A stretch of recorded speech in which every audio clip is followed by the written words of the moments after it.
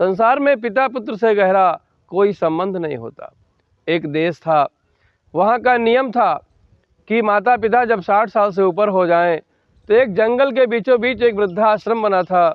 लोग ले जा करके अपने माँ बाप को उस वृद्धाश्रम में छोड़ आते थे। एक बार उसी गांव में एक बेटा था, उसकी माँ का स्वर्गवास हो गया था।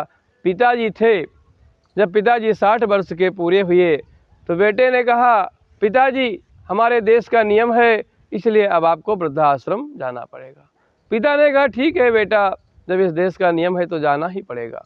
आज बेटा साइकिल पर सारा सामान लाद करके अपने पिता को लेकर जंगल में पगडंडी का रास्ता हुआ करता था।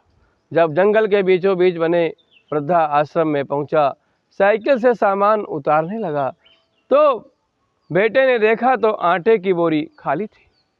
बेटे ने कहा, पिताजी लगता है पत्नी ने बोरी में आटा नहीं रखा।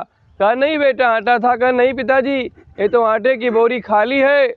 जब बेटे ने कई बार कहा तो पिता ने कहा, भैया आटा तो इसमें था, लेकिन मैंने बोरी का कोना काट दिया था कि मेरा भैया जब मुझे छोड़ करके उधर से अकेले वापस होगा तो जो आटा गिरता हुआ जाएगा एक लाइन बन जाएगी, मेरा भैया उसे देख करके वापस चला आएगा। ये पिता पुत्र का संबंध होता था महाराज।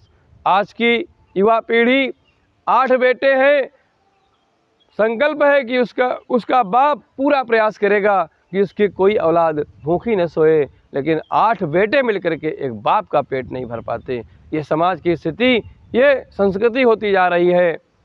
इन्हीं शब्दों के साथ अपनी वाणी को विराम। पंडित उत्तम दास तिवारी, निःशुल्क राम कथावाचक। जय श्री राम।